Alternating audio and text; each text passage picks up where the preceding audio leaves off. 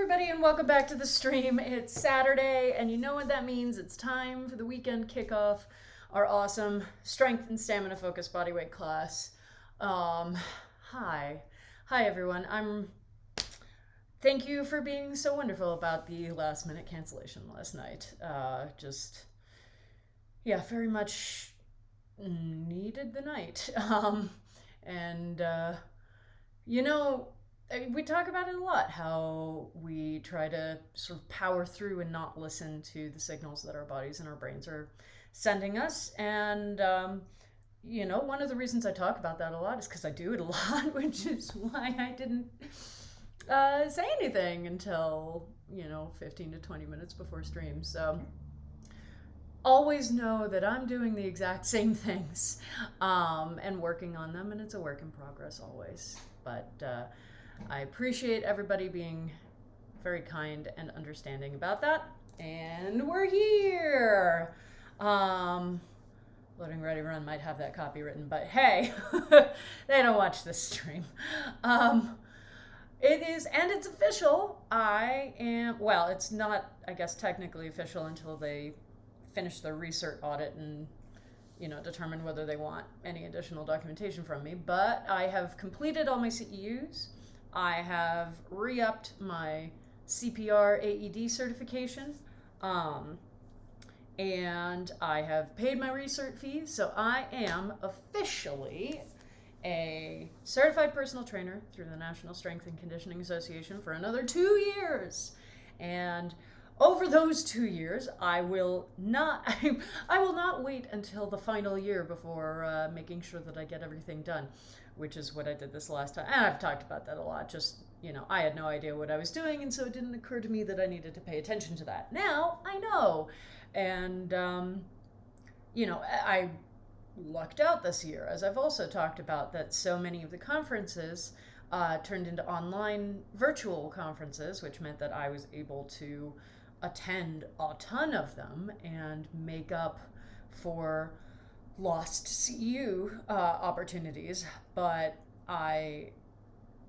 this time I'm going to be really paying attention to keeping myself on track more consistently so that I can have everything ready and done well before my recertification time in 2022. Holy crap, 2022. Wow.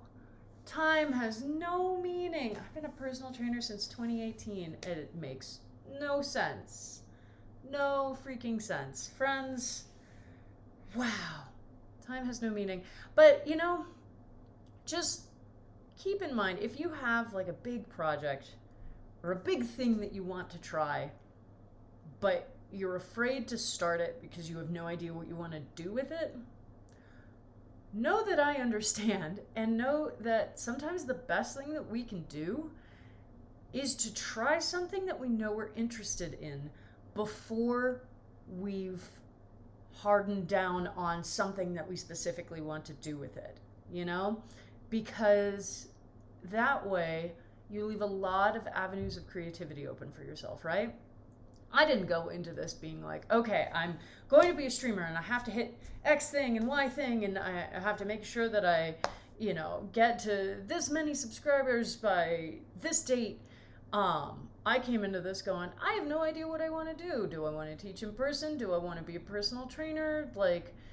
Do I want to do this professionally, or is this going to be like a side gig? And when I came into 2020, I had a very different plan for myself. I had a very different plan. I was going to get back into acting this year because my degree's in theater, and I've never done anything with it professionally. So this was going to be the year that I did something with it professionally. And I was like, cool, the personal trainer certification will be a nice backstop, because professional actors have to do a lot of other things to make ends meet, because it's not, we can go down that rabbit hole another time. But so when the year started, I was still envisioning teaching and personal training as a side hustle, essentially. I hate that term, but it feels appropriate here. And then the pandemic happened, and everything started unraveling, and suddenly I found this new direction for this thing that I'd been sort of not dirtling with, but just unsure of what I wanted to do with it for a while. And I found this totally new direction that had never crossed my mind when I got certified. I didn't plan to do this, or do remote coaching. Like, those weren't things that I had thought about.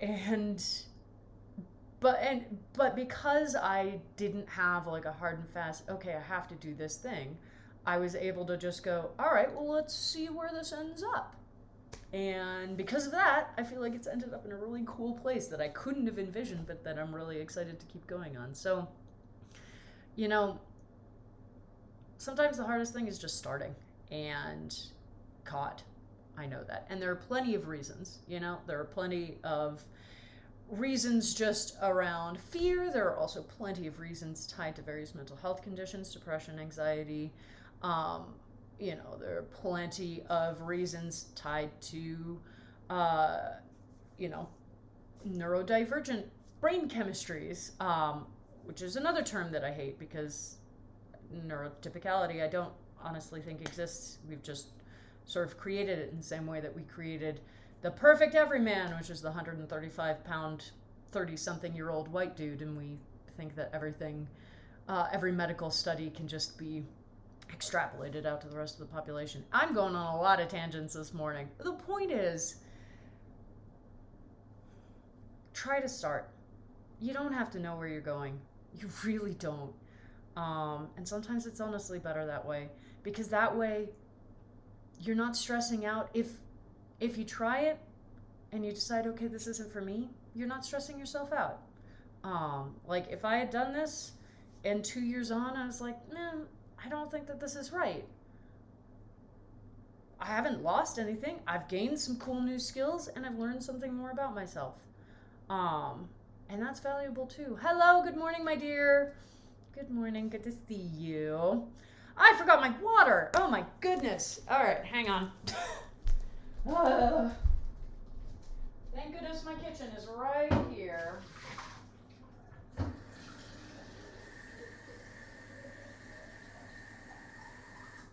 All right, there we go. Clearly, I need a pre-class checklist for myself.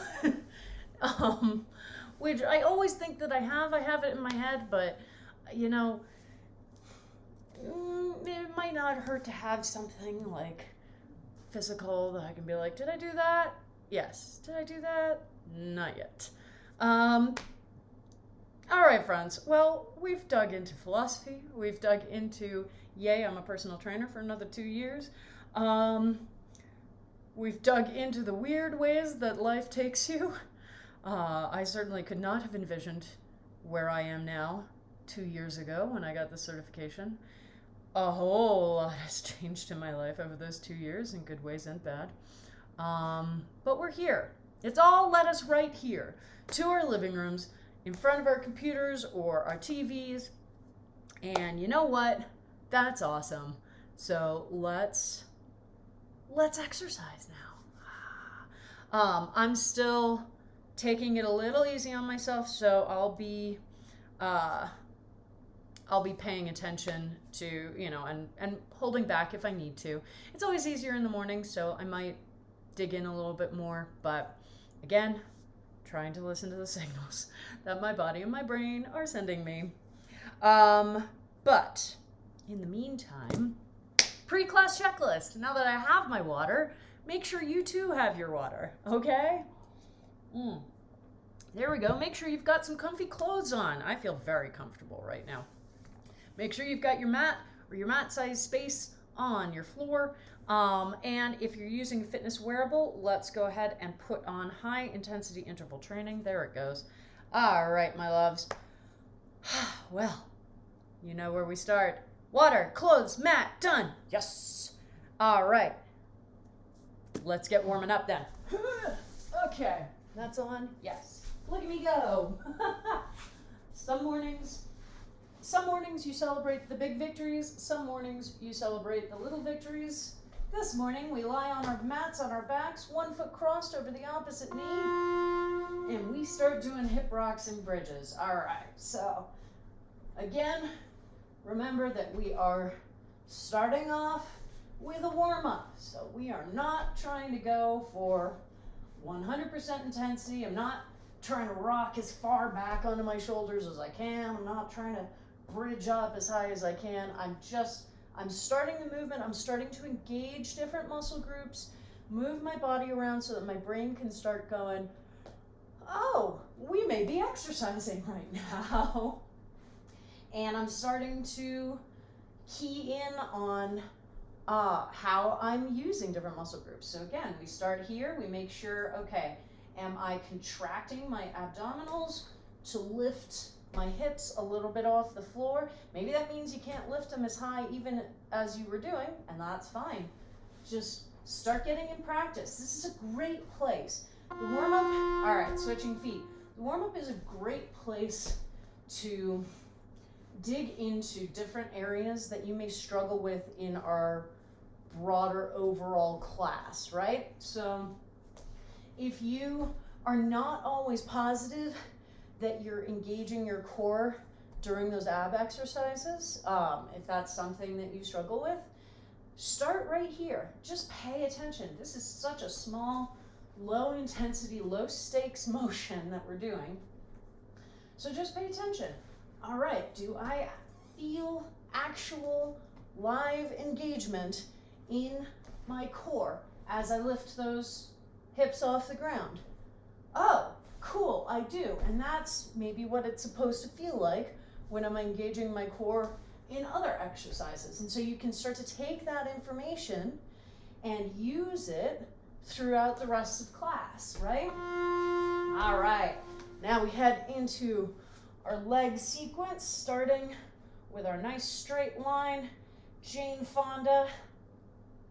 Next year, I really do have to do a Jane Fonda costume for our Halloween stream. It definitely did not come together for this year, and you know, that's fine.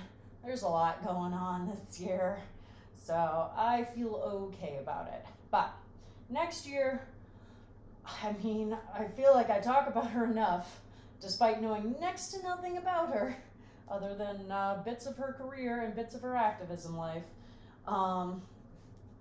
that a Jane Fonda costume definitely needs to be in the works. All right, check in. How's that straight line of the body? Are you still using the long edge of your mat to set that up, or have you figured out how to get yourself into that position without needing that extra help? Either way is fine, to be clear, as we put our foot flat on the floor in front of the bottom knee and start lifting that bottom leg. If you are still using the edge to set yourself up, that's fine, okay? This is not a judgment call. It's about figuring out what we need to do to be able to exercise safely and healthily. And you know what? Spatial awareness is definitely something that we can train for, but it is also something that, you know, different people have different levels of ability in, and maybe it's never going to be your strongest point. That's fine. Figure out what tricks, what modifications you can do to know that you are still in a safe position, okay? And that's what it's all about. Learning more about how our brains and our bodies operate so that we can do everything that we're trying to do as safely as possible. All right, so now I've got that top foot behind the bottom leg, behind the bottom knee, still lifting the bottom leg. This is the problem with doing the same warm-up each week, is that I have these speech patterns, you know, burned into my brain at this point, and sometimes they all get a little bit jumbled around, and I'm like, what am I saying? Am I making sense? Who knows? It is gorgeous out today, though. Oh man. And it's still really cold out right now. Like, it's still in the 30s. I think it may be getting up to the 50s today. Sadly, there was supposed to be snow this weekend, but now it looks like the the snow forecast has been pushed to at least Thursday. But at least it's cooled down. Some nice, cool Colorado weather. Hiya! All right, we're switching to the other side, and we can continue our ruminations on weather over here. Oh man, all right, so we are on the other side, still using this same leg that we've used for the last two intervals. So, you know, if you're just starting out in class and you're going, man, why does this leg feel more fatigued doing this top leg lift on this side than my other leg did on the other side? Well, it's because you've done two other things in a row with this leg, because it was the bottom leg over there. So you did two intervals worth of bottom leg lifts and then turned around and this became the top leg. So one of the nice things that you can pay attention to as you get more experience in class is that still something that you deal with? Do you still deal with that fatigue? Or have you gotten to the point where if I didn't remind you, you wouldn't notice that there was a difference? And again, wherever you are is awesome. You know, it's really, really easy to get into judgment mode when we do exercise. And we are never more judgmental about anybody than we are about ourselves. And one of the things that I love about doing class via stream is that it really does open up an opportunity for so many people to try out a class like this who might not feel comfortable being in an in-person setting because of those worries of judgment, worries of not being as quote-unquote good as everybody else in class. And look, I totally understand that. Colorado, honestly, can be a really intimidating place to be an active person because everybody is. There are, you know, I remember doing a climbing comp a few years ago, before I was even a personal trainer. It's the only comp I've ever done. And I was just like, there are 60-year-olds here who are better climbers than I ever dreamed of being. And that can be really intimidating. So, you know, it's nice to, and some people thrive on that. Some people thrive on not even specific competition, but just the feeling of being in a group and sort of being challenged by others. You know, some people thrive on being like, oh, cool, I am going to up my game around these people, and that's awesome. And other people really need time to be able to build up that confidence before they're comfortable putting themselves in that situation, and that's also fine. But that's a beautiful thing about doing class like this, is that if you are one of the latter, this is about as low stakes an environment as you could possibly get for trying out a class like this. Not even the teacher is in the room with you, you know? Like, there is nobody there. And in some ways it means that you have to work harder, because you have to really be paying attention to all of the form notes that I give you. You know, I'm not there to walk over to you and go, oh, you know, let's talk about your body positioning, or talk about keeping your elbows flat on the floor, you know, and that is a different degree of responsibility than you necessarily have in an in-person class. But it means that you don't have to worry about even perceived judgment from other people. And that's the thing, right? Frequently, we're afraid we're being judged when we're absolutely not. You know, generally, if you're taking this class in person, nobody's judging you. They're all just trying to get through the class. Let me tell you, having taken this class for 3 years, I think, before I started teaching it. Yeah, no, you're never paying attention to anything other than, will I be able to continue moving in the next few minutes? But we don't even have to worry about that perception, because you are in the safest possible space. You're in your home, and you control the environment. You control how many water bottles you have available to you. You can run to the bathroom if you need to in the middle of class. I'll never know. And that, for many people, can be what they need to really get to dig into something new and see if it's for them. And then over time, get to a place where you're like, cool, I feel really awesome with this. Maybe I'll try an in-person class. Or get to a place where you're like, cool, this is the perfect setup for me, and I want to continue it, because here I don't have to worry about overly judging either myself or others.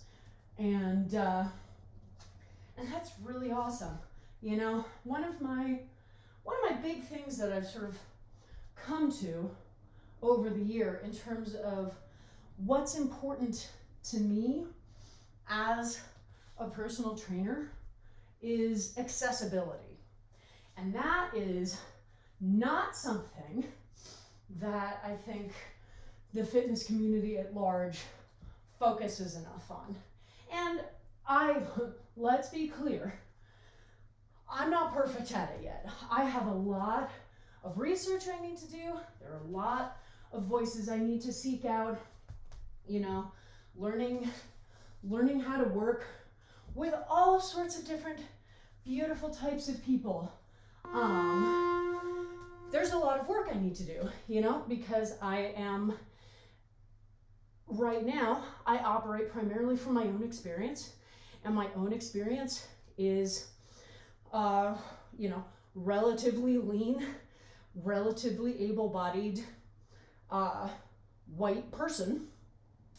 And so I need to be getting out there and seeking out other voices and learning, okay, cool, how can I best teach and serve and support everybody, not just the people who are like, hey, I'm a person with 30 years of dance training, and I'm super flexible, and that's my thing, I need to be able to work with everybody, and I want to.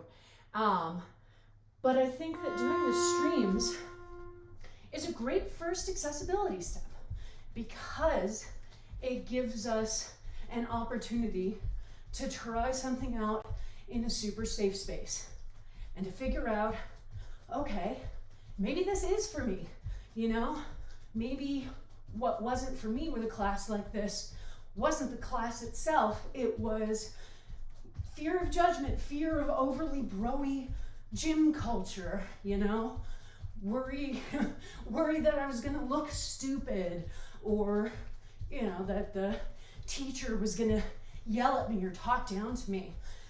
There are so many artificial barriers to exercise and moving, and they bug me. They bug me a whole hell of a lot. So that's one of the big things, especially as we head into 2021. That's one of the big things I want to focus on. I am not going to be doing a ton of kick-throughs today, just so that I am being as kind to my shoulder as possible, but we got a couple of examples there. Remember that if you are still struggling with the exercise, still new to it, or still trying to put the pieces together, there is nothing wrong with moving slowly and deliberately through all of the components of it. Oh, just cracked my hip, that felt nice. Once you get more comfortable, see if you can add a little more speed in. But remember, this is an exercise where there are a lot of points to hurt your shoulders and your knees. So you want to make sure that form is solid before you start adding in more complexity. All right, here we are at the end of our warm-up. Huzzah! We are doing our burpees, making sure that we jump to that plank, but then we do a wave push-up, okay? Elbows right by the sides, and then a nice big victory clap at the top. Because, you know, learning how to cheer ourselves on is a hugely important part of all of this. You know, I am always cheerleading you, obviously, and you know that, but I have to cheerlead the broader internet community, right? So you can cheerlead yourself specifically, which is awesome. All right, my friends. Woo! Nicely warmed up. That felt good, actually. Yeah, exercising in the morning is probably a good thing for me, just in terms of getting my shoulder together a little bit. Feels a little bit stronger. Hasn't had to go through a lot of day. But all right, water time. Much better. Oh yeah.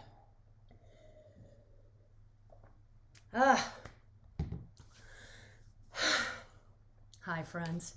That's a nice thing to talk about, though. You know, we're as amazing as it seems, we are coming to the end of 2020. Which is honestly kind of meaningless in a lot of ways. Like,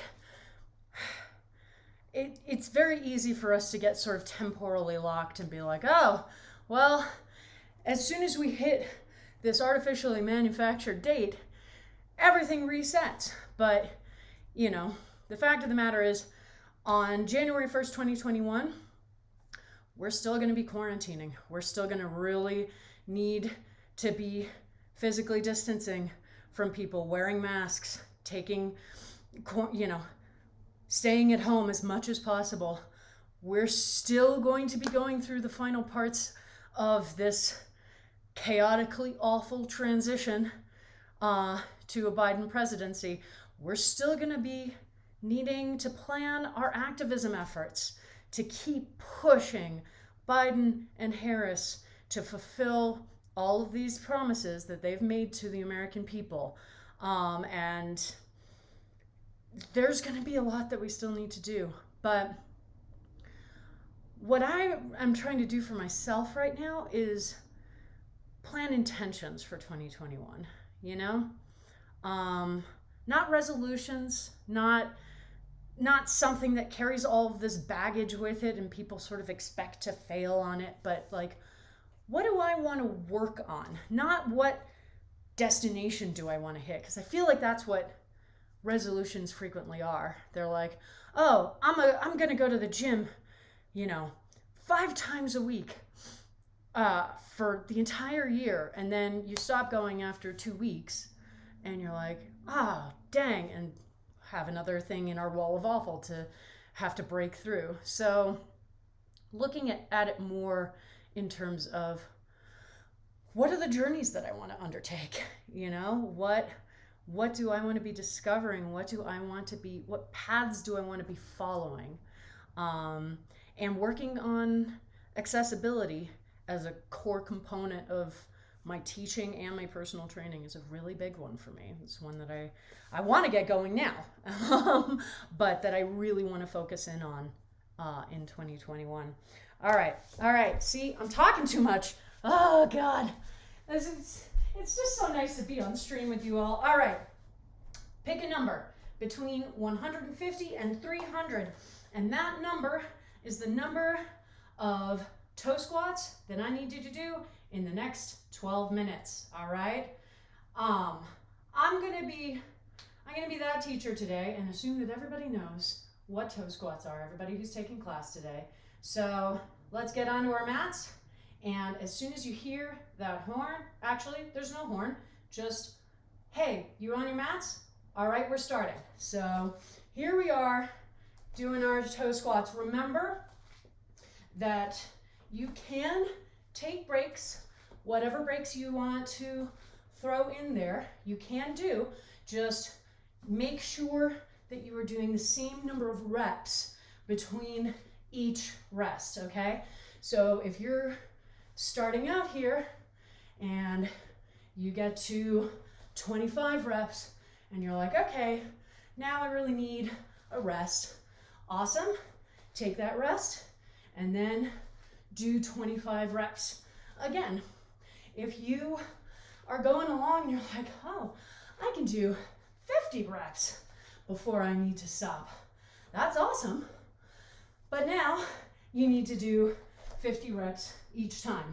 So it's a great opportunity for you to practice ramping up intensity for yourself. All right, so maybe the last time we did this, you did 25 reps. Try 30 reps each time this time. See how that feels. You know, if you're feeling really good about 30 reps, try 50 reps and see if you can do it. This is different in that you also have a specific number that you need to hit in these 12 minutes, okay? So you need to also be paying attention to your overall count. And doing the same number of reps, aside from the other obvious benefits, is a good way for you to hang on to where you are in that overall count. So lots of things to pay attention to. It's true. It's true. Redbeard84. Oh, Captain, my Captain? Yeah, it's true. But I don't know. So if you have to wait until January 1st to start something you aren't really into starting it anyway, I actually, on reflection, am not sure I agree with that. Because there are plenty of reasons why it may be harder for some people to get started doing something they really want to do. Jessica McCabe has a really incredible YouTube channel called How to ADHD, and she made a brilliant video about the wall of awful, which is basically, conceptually, it's that each time we feel like we have a failure, we feel like we didn't do something that we wanted to do, it puts another brick in this giant wall of awful that we have to get past before we can start something. And it provides a profound barrier to starting something when you are constantly reminding yourself of all of these points where you feel like you failed in the past. And that can be incredibly overwhelming when trying to start something new. So there are absolutely plenty of reasons why it may be hard to start something new. And honestly, I recommend therapy for everybody because you learn so many new tools in your mental health toolbox, so many new coping mechanisms, so many ways to push past the wall of awful, push past all of these, brain chemistry related reasons why it may take you longer to get off the ground. And everybody, I think, benefits from having those tools because you never know what life throws at you. This year has been incredibly stressful for everybody, even people who've never dealt with depression or anxiety before. And those people, honestly, have it harder in some ways because they have no experience of trying to maintain the trappings of your life while working through those conditions. Somebody who's had a diagnosis of generalized anxiety disorder for the last 10 years has a lot more resources at their disposal to be able to continue doing what they need to do, taking care of themselves, growing in certain ways, you know, building new things, than somebody who has always, you know, been fairly in a fairly good equilibrium, and then through the course of events over 2020 is suddenly dealing with anxiety, which is a condition that they've never had to deal with before. So therapy, yay therapy. Let's all let everybody should do therapy at least a little in their lives. And remember too that you have to have a good chemistry with your therapist. You know, a lot of times people end up writing off therapy because they're like, well, it just doesn't, it's not for me, or, you know, I tried once and it didn't feel like the right process for me. And I did that for years. And part of it is just not really internalizing the fact that you have to have a good rapport with this person. You need to be comfortable building a relationship with them. And just as you wouldn't enter into a romantic relationship with just the first random person that you picked out of a hat, you also don't necessarily enter into a therapeutic relationship with the first person you try. So I tried many different therapists, and also went through years where I was like, I don't think therapy's for me, before I finally found somebody who was a really good fit for me. And I've been seeing that therapist for almost 3 years at this point, you know, but it took me the better part of a decade to find somebody who I had enough of a rapport with that I felt comfortable continuing that relationship and getting it to the point where now, you know, I am better at identifying my own barriers and coping mechanisms. He's really good at understanding, you know, when he needs to push and when he needs to let me come to a conversation on my own.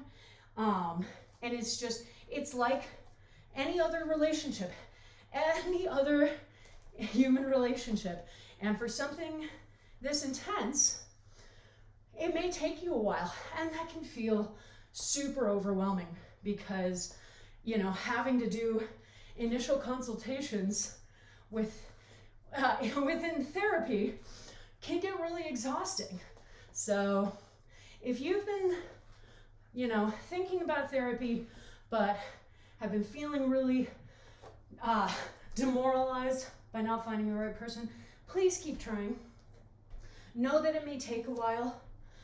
Know that, you know, some people, you know right away, we're not going to be compatible. Some people, you may see them for a few weeks or a few months before you go, this really isn't working. And know that that's all okay. All right? You do not have to know 100% whether it's going to work right off the bat. You can give it time. If you feel comfortable doing that, if you're like, well, this could work, give it some time. And if you do know immediately, no, this is really not a good setup, don't feel bad about being like, all right, cool, thank you for the consultation, but I think we're done now. Keeping in mind that there's a whole broader conversation about the massive financial barriers that we put in front of mental health care in this country. And that is a topic that I could rant about for a good long while because it's horrifying. So, you know, there are probably plenty of people out there who are like, I would love to try therapy, but I don't have the money. And, you know, that's valid.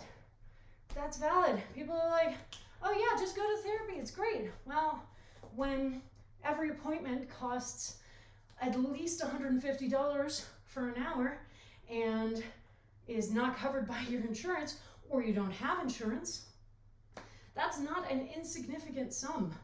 I would not have been able to get started if my parents hadn't offered to help for about a year before I took over payments. But like, I was deliberately avoiding trying therapy again for a while, in large part because I couldn't afford it.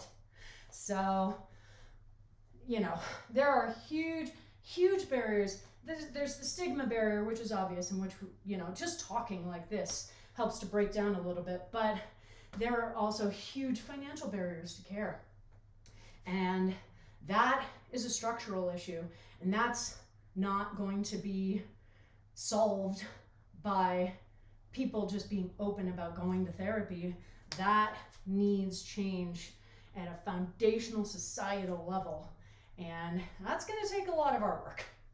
That's going to take a lot of our work. All right, my friends, guess what? You've got 1 more minute to finish off your toe squats. So, if you're already done, congrats, you get extra rest time. And if you're not, don't worry, just keep counting. And remember that we do have a 2-minute rest after we're done with this. So if you have to keep going into the rest, that's okay. Just know that you won't get as much rest before we start our next workout interval. All right? So do what you can. You're counting away. You've been taking rests. If you're already done, you can stretch out your quads a little bit. Stretch out over top of your feet like that. Stretch out your calves a little bit. And all right, 12 minutes are done. Woo! Oh man. Oh golly.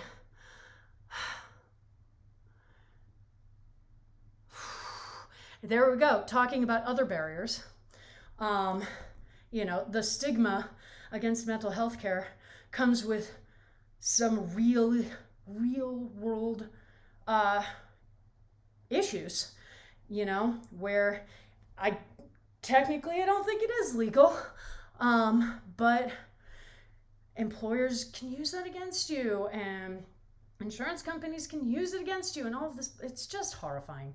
Look, I could rant about this for ages, and I spent, you know, a decade in the health insurance field, and I have opinions, but we're here to work out, and I've already been talking a lot, so.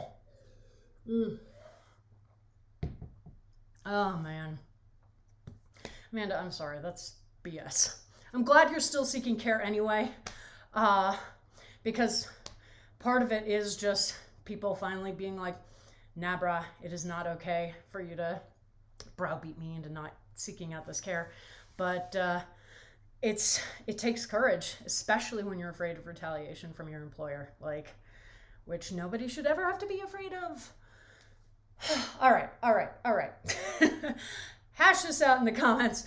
I'm going to continue with class. So we are now going to do some long sets today for the rest of class. So first we're going to do a perpetual motion set, 1-minute work intervals. Okay? And first thing we're going to do is we are going to do push-ups to a downward dog, but a one-legged downward dog. So starting from our plank, or whatever form you want to do. So you can do plank push-up, you can do from the knees, you can do a wave push-up, but once you're done with that, push back, woo, hi there, push back into the downward dog, but let one leg come up in the air, as high as you can get it, and then back to that plank, push up, and other side, and just go back and forth, and hopefully don't keep knocking into a thing that you always mean to get framed. and probably never will now.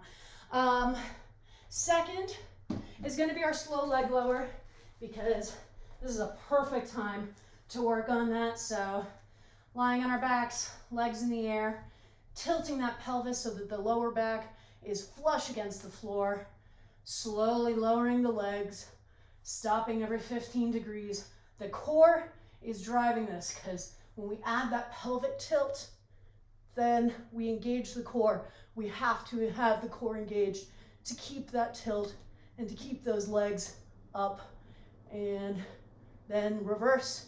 If at any point you feel your lower back come off the floor, reset, start again.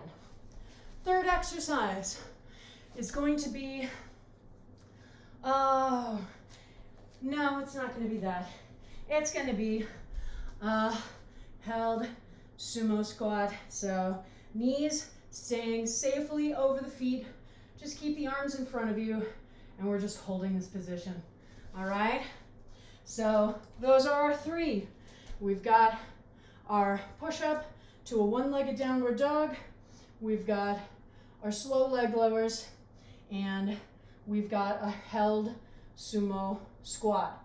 So everybody on your mat, because as soon as you hear the horn, you are beginning with this. So again, whatever type of push-up you want to do is fine. All right, if you think that you can maintain the full plank push-up the whole time, awesome. If you want to go from the knees, awesome. If you want to do even a partial wave, you know, you can always plank down and then wave up. That is totally an option, all right? So just make sure that you are able to maintain form, okay? So elbows in by the sides, shoulders directly over those wrists, whether I'm here or here, okay? And then just keep going until you hear that horn and you know that it is time for those slow leg lowers. So usually I will keep a hand or two by my side and just test every once in a while, make sure that I can't get my fingers under my lower back, okay? The other thing that you can use for those tests is a yoga strap. So something flat and long that you can lie on and know that your body weight will affix it in place, okay?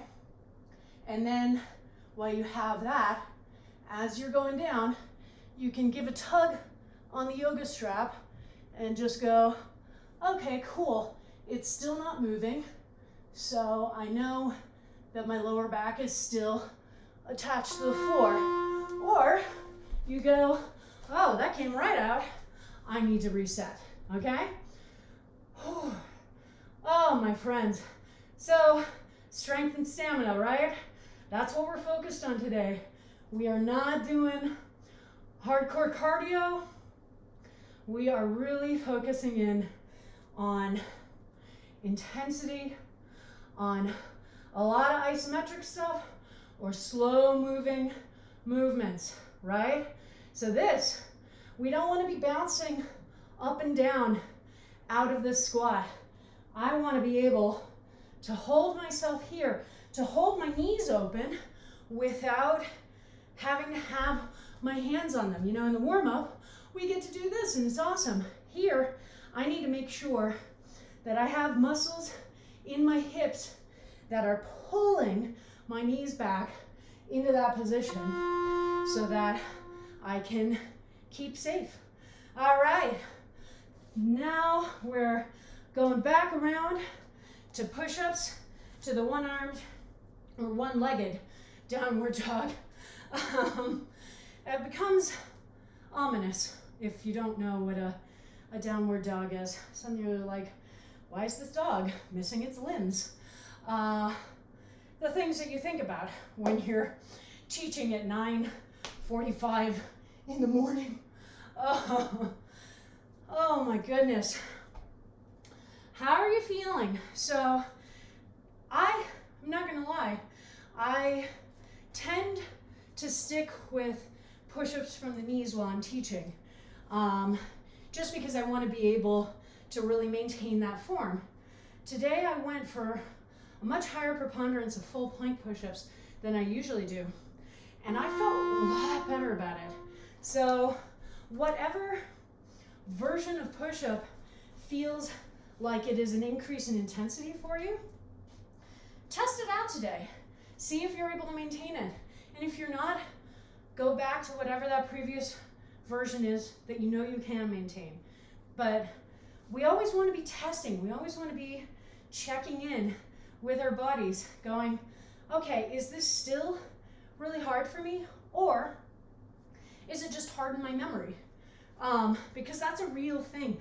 There are so many exercises that my brain is still utterly convinced are really hard for me because I spent so much time feeling really stressed out about those exercises and feeling like I was not capable of doing them, feeling really frustrated, my lack of stamina, my lack of strength, my lack of power. And so now that I can actually do them, my brain is still in that mindset. So moving that takes, in some ways, even longer than building up your strength, your stamina, your power to a point where previously difficult exercises become easier for you to accomplish. So it's always good to check back in and just see how it feels. You know, if we are doing an exercise today that is one of the ones you feel like you struggle with, test. See if you are able to do a few reps in a harder version of it, a version that is harder for you, and see how that feels. Maybe it will still feel like a challenge, and that's fine. Again, listening to our bodies, listening to our minds, but maybe you'll try it and go, wow, that was actually a lot easier than I thought it would be. Maybe I've been holding myself back unnecessarily. A lot of times that's where plateau points come from, because our brains are, well, they want to make sure that we're maintaining enough energy so that if that saber-toothed tiger appears in our living room, we can get away from it. And so when, in service of that, they will frequently seek to find an equilibrium where they're like, okay, this is the bare minimum amount of energy that I need to expend to be able to do this class that is being asked of me. And I'm just gonna stay here because that's cool, and that can lead us to getting really frustrated and feeling like we can't break past that plateau point. So every once in a while, we have to come in and we have to take deliberate steps to push ourselves forward. And that's where upping the number of reps, decreasing the amount of rest time that we're using, increasing the amount of intervals comes into play. So with something like the toe squats that we were doing earlier, deliberately going, no, we are going to do 5 or 10 more reps than we did the last time. And maybe it won't feel pretty, but we are going to do it, and we are going to hang on to that form. And a lot of times, you'll discover you absolutely can do that, and that your brain was just getting a little unnecessarily in the way, as they are occasionally want to do. Oh my goodness. All right, my friends, you are about to head into your last interval. So that held sumo squat, which after 12 minutes of toe squats, I'm sure feels really intense. Don't worry, we will stretch out our quads when we can. But yeah, you're doing great. You are absolutely doing great. And remember, the beauty of today's class is that we're not going for speed. we are going for stamina, okay? So we are not trying to, we're not even moving anywhere, so there is no speed. We are just focusing on breathing, holding these muscles isometrically, and just going, okay, do I have the stamina and the strength to hold this position for a full minute? My bet is yes, even though it may feel real painful. And that's fine. Oh, all right, my friends. Good job. Woo! Getting pretty close to muscle failure over here. Okay, that is a really good thing for you to notice. Really good thing for you to notice. And if this is your first class, I haven't seen you in chat yet, so this may be your first class. Hello. The thing I usually tell new students or students who are, still in their first month of class is focus on the bare minimum, okay? And what that means, there are 3 parts to it. Starting on time, stopping on time, and doing the exercise correctly. So before we ever get to trying to really pump out a ton of reps or go for extra speed or anything like that, we focus on whenever that timer goes off, we start. We don't stop doing the exercise until the timer stops. Maybe we're going really slowly with it, but we try to keep moving the whole time and focusing in on form. I am big on form. That is basically the foundation of everything that we're doing here. And in order for us to be able to be active, to be mobile for as much of our lives as possible, we want to start with that foundational layer. I would rather that you give me only 2 reps and have them be form perfect than 20 reps with bad form, okay? Because if you're doing a bunch of reps incorrectly, you're training your brain to do it incorrectly, and then as you start to fatigue and your body starts to default into what's written into unconscious processing, if that's incorrect form, then your body's going to default into those movement patterns, and you're setting yourself up to make it more likely that you're going to injure yourself. So if you're new, welcome. It's exciting to have you here. But yeah, definitely don't feel like you need to go for 110% or even 100% today. If you can start when that timer goes, stop when the timer stops us, and do the exercises correctly, that's all you need to worry about, and you will get an amazing workout. Don't worry. You will get a fantastic workout even if you only focus on those 3 components, all right?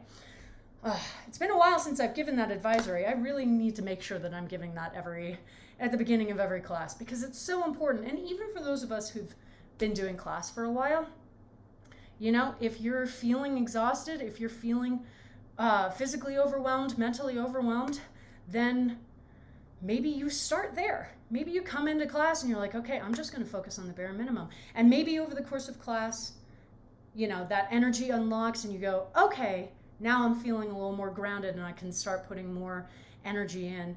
Or maybe you take that through to the end of class and then you've still done class, okay? And that's our goal. That's our goal. We want to move our bodies. We want to be healthy, and we want to be active in whatever way that we like being active, and we want to be mobile. And yeah, so if you are having a day where you really need to focus on the bare minimum, do it. Do it. Absolutely. All right. Now we're going to do a Tabata, but it's going to be our longer one, 45 seconds of work to 15 seconds of rest. You are absolutely doing something, and I'm so sorry about your tension headache. Those are the worst. I get those all the time. All right, so for our Tabata, 3 exercises. First, squat to a knee raise. So we're going to take our feet probably a little bit wider than shoulder width, okay? So at least shoulder width apart. And we're going to just squat down and then stand up onto one leg and lifting that knee, and then squat other side. And we're just going to go back and forth, making sure that when we squat, Our knees are going straight over our feet, not caving in towards each other at any point during that movement. So if you are noticing that you're not able to do that squat without the knees caving in, narrow your stance a little bit. Try it again. Okay, cool. I can maintain that safe knee positioning in a narrower stance, and do the exercise from there until you feel confident that you can try to widen the stance again, okay? Second exercise is going to be our lunges to the hand or elbow. I love this. It's awesome, deep stretch of the hips that frequently needed after we're sitting all day. So we're going to take a nice deep lunge similar to our Samson stretch lunge, and then we're going to do one of three things. Either just come down to the hand on the floor. Number two is hand and then use that to slowly bring the elbow down to the floor. Or if you have the flexibility, just bypass the hand completely, come straight down to that elbow, and then step back up to the front foot, other side, and we're just going to go back and forth. So we're not hanging out in that lunge position. This is an active stretch, okay? And then third is, what on earth did I write? Oh, side to side planks. That makes sense. So starting from our front plank position, shoulders directly over wrists, let those heels drop to the side, come up onto one arm, other arm up towards the ceiling, hold for a second, let the judges see it, and then back through and to the other side, and we're just going back and forth and back and forth. All right? Okay. So with our Tabata timer, we like it because the first sound that we hear does not mean go. So this first sound is our stop sound. So whenever you hear that, you're like, all right, cool. I'm resting, I'm hanging out, and then 5 seconds before, you'll hear knock, knock, knock, which means get ready, get in position, and then there was that horn. So starting on time for a Tabata means as soon as you start to hear that horn, you begin the exercise, all right? Don't wait for me, because as you have already seen, I can definitely get caught up in my conversational threads. Once the interval timer app is on, that app is the teacher. That app is telling us when to move from exercise to exercise and when to bring ourselves to a stop and take advantage of the 15 seconds of rest, like now. 15 seconds of rest feels pretty luxurious, I have to tell you. Usually we only get the 10 seconds, and every time we do this, I have one of those moments at the beginning where I'm like, did the timer turn off? Is someone trying to call me or something? Because I would have expected to have heard the knocking sound by now. And then I remember that we have those extra 5 minutes of rest. And so of course I haven't heard the timer go off yet. Oh, all right. Really sinking in and getting that stretch, especially in the front hip flexors. This is a deeper version of what we're doing with the Samson stretches in the warm-up, okay? With those, we get into the same lunge, but we then pull our torso away from it, as opposed to here, where we're really getting into an even deeper position. I did not do a good job of starting on time just then. Hopefully y'all were on it without me. I have confidence. But now we are doing our side-to-side planks. And anyone who's been in class for a while knows how much I love this exercise. It's been one of my physical therapy exercises for my shoulder issues, and it has absolutely helped me to strengthen and stabilize my shoulders, which is hugely important and is not something that we get enough focus on in our classes and in our early training. You know, I have a lot of issues with the ways in which we introduce kids to more formalized athletic activity, because there are a lot of really important things that we are failing to teach them, both in terms of how we train them, like talking about how important it is to build up strength and stability for our shoulders, because they are our most unstable joint by design. But it means that if we're doing something where we're trying to manage a large amount of weight and we're not used to engaging the musculature in the shoulder and really having it as an active participant, then we're more likely to let the weight drag it around and end up with a shoulder injury. So there's stuff like that. There's sort of foundational form strengthening stuff like that. And there's also just this terrifying habit of coaches, particularly middle and high school coaches, to basically train kids to ignore the signals that their bodies are sending them. We train these kids to keep on pushing even when they've injured themselves or feel like they are on the cusp of an injury. We teach them that it's not okay for them to rest.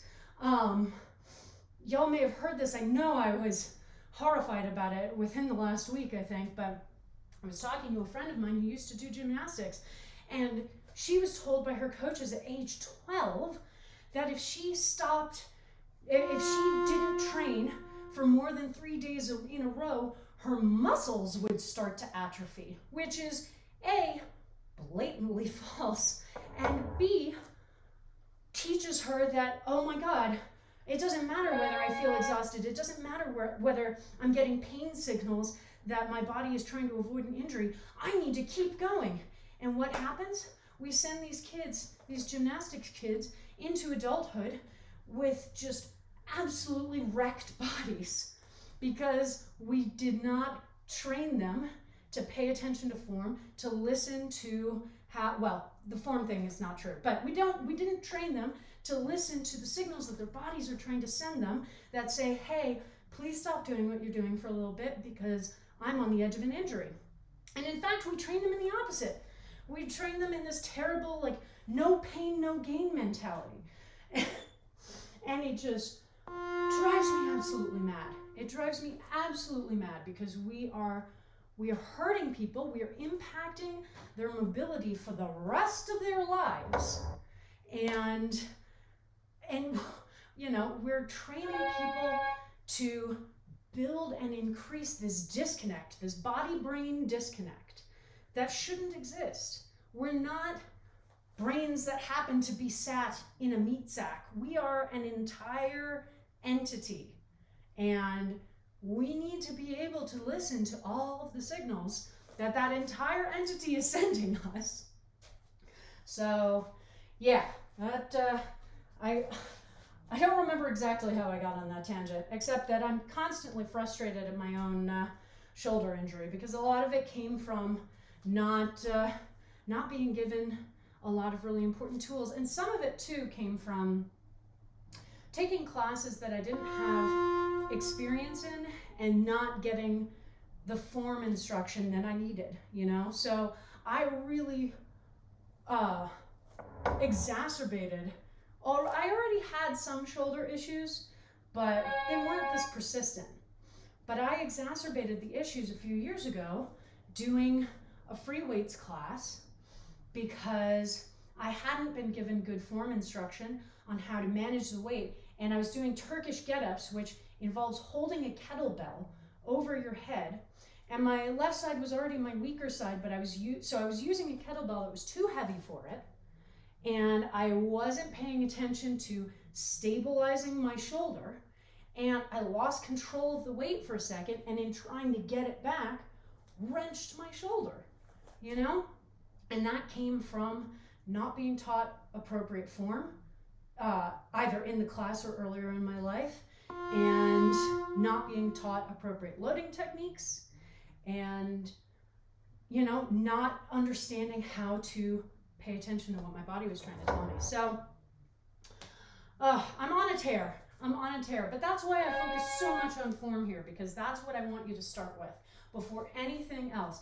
I'll be up here and I'll be, you know, challenging you to push, to put more intensity in, to put more speed or stamina in. But if you need to dial it back and just focus on form, do it. Always.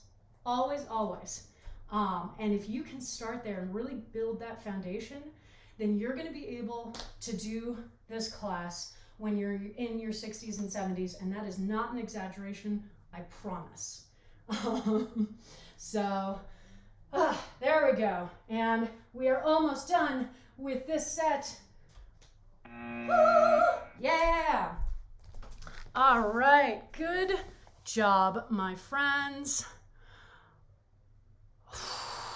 Strongman exercises, and let me tell you, that is not an area that I have any particular experience in. You know, most of my movement training before adulthood is dance. So not a ton of free weight training when I was younger, which is part of the reason why I didn't have the understanding of form that led to this thing happening. But man, strongman exercises, that's some intense stuff. Whew. I would love to dig more into that. Like, I'm never going to be delving into it from an exercise perspective, but just like from an understanding the movement patterns and the movement needs perspective. I would love to learn more about that. Yeah, fascinating stuff. Good morning. There's so many people in chat today. I love it. All right. Oh, my friends, I think we're going to do a little stretching to close out class today. We have worked our quads so much. So let's just do a quick quad stretch to say thank you for all the work they've done. So this is my favorite stretch. Anyone who's been in class for a while knows how much I love this stretch. So for the leg that we're working, the quad that we're going to be stretching, I want to fold that leg so that the heel is on the outside of the hip, and then I want to pull it as close to the hip as I can, okay? So that's step one. My other leg, I've just sort of let the knee fall open. I've got the foot here, and it's just sort of chilling. We're not worried about it. For the working leg, as we get into the stretch, make sure you're not letting the knee pull off the ground. If it starts to, you've gone as far as you can go right now, okay? And to get the stretch going, all we have to do is start lowering our torso backwards, only as far as you need to get a really nice intense stretch. And believe me, you'll know. So for some of you, you may get here and go, oh man, all right, that is already super intense. I'm gonna stick here. Awesome. Some of you may be able to get all the way down on your elbows before you feel that. And some of you may be able to come all the way down on the floor. Oh yeah. So find whatever space gives you a nice stretch. Always move slowly into the stretch so that we're not accidentally activating the muscle and making it try to contract. We want it to lengthen without issue right now. And get yourself settled. Just take a couple breaths here, and then what we're going to do is take 4 deep breaths, and each time we inhale, I want you to visualize the oxygen going to where you're feeling the most intensity of sensation. And every time you exhale, I want you to see if you can sink a little bit deeper into the stretch, okay? So here we go, 4 deep breaths.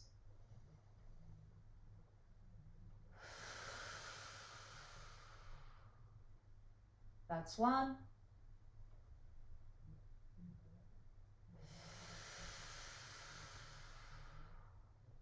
That's 2.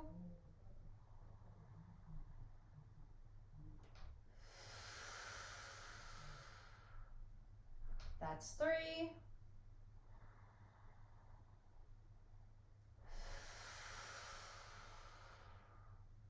And 4. Awesome. Now we're going to very carefully, not particularly gracefully, move ourselves back up to seating. Don't move this leg under its own power. I want you to take one hand to the knee, one hand to the ankle, and manually unfold it and let it stretch out in front of you. Bring the other leg to join it.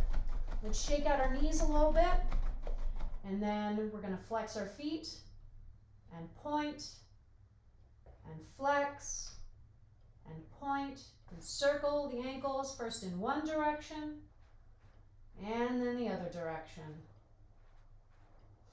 All right, and now we're going to do the other side. So all the same notes apply in terms of how to get into position. You may find that this quad is more or less flexible than the other side.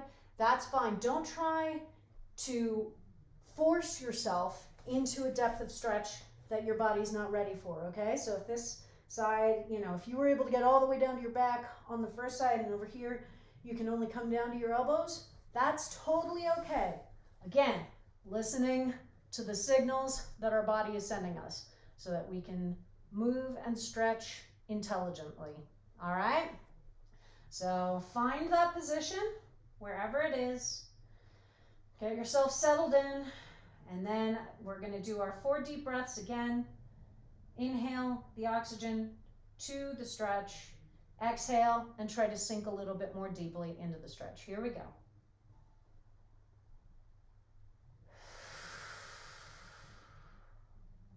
That's 1.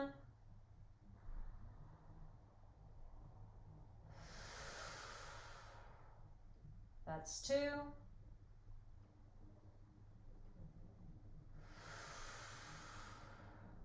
That's 3.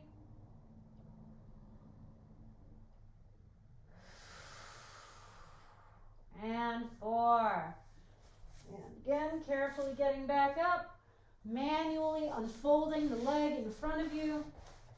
Shake out those knees, flex the feet, and point, and flex, and point. Circle the ankles, first one direction, and then the other direction.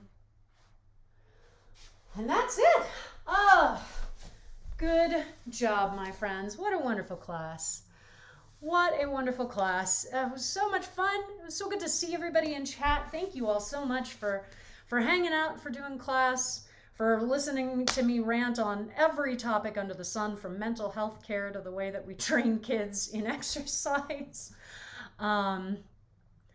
Yeah, I'm really excited to keep doing this. I'm excited that I, officially have my certification, and I'm looking forward to learning more and then getting to share it with you guys. So cool. There is so much. The human body is fascinating, let me tell you. Even my little bits of anatomy knowledge, I'm just like, I don't quite understand how it is possible for us to be able to move, but I am constantly amazed that it is. And it's always exciting to see new people in class, and I hope that you enjoyed yourself. Take care of yourself. Make sure that you drink all of your water and keep hydrating yourself. Make sure that you have some food. Have yourself a nice breakfast so that you can start replenishing those glycogen stores in particular. It takes a full 24 hours for those stores to replenish after a class like this. So you really want to make sure that you are eating and take a shower because you deserve it. Oh man. So this was the end of this week of classes. We will be back next week with our usual class schedule. So Tuesdays at 5:45 p.m. Mountain. All of my times are Mountain time. We have Perpetual Motion, the class where we never stop moving. On Wednesdays at 4:30 p.m., we've got Jump Around, our weekly cardio class. On Fridays at 6 p.m., we have Functional Home Fitness, where we do free weight training using objects you can find around the house. And then that leads us back to Saturday morning at 9 a.m. with the weekend kickoff. So definitely come back. Try out some of the other classes. They're all, there are through lines. The warm-up is a good through line, but they all have their own styles and their own personalities. So try them out, see what you enjoy. Maybe it's all of them. You can follow me on Facebook, Twitter, and Instagram. All of those handles will be in my end cards, but they're all variations on Blanche Case Fitness. My YouTube channel, Blanche Case Fitness, is where I upload all the VODs from these streams. So you never have to miss a class. There's also going to be a lot of content going up over the next few months with form videos, stretching sequences, warm-up sequences, and stuff like that. So definitely head over and subscribe. If you want to help support me financially in making these streams, I do have a coffee account at Blanche Case Fitness. Donations are always appreciated. I also do offer personal training services, so you can always reach out with questions around those. And if you want to help keep growing this community, please follow this channel and tell your friends and loved ones and coworkers, anyone looking for an awesome class. We've been building slowly and steadily over the last 6-7 months. I don't even, time has no meaning, but it's been so exciting and there's so much that I want to do, and I hope you keep coming back because it's going to be a good time over here. All right. I am also going to shower and make myself some breakfast and keep drinking this water. So get out there, do or don't do whatever you would like to do or not do today. There's definitely a lot of video games in my future and a lot of fitness work in my future, and I think it'll be a good day overall. But I hope that you have a good weekend, and I will see some of you back here on Tuesday. Mwah. Have a great day.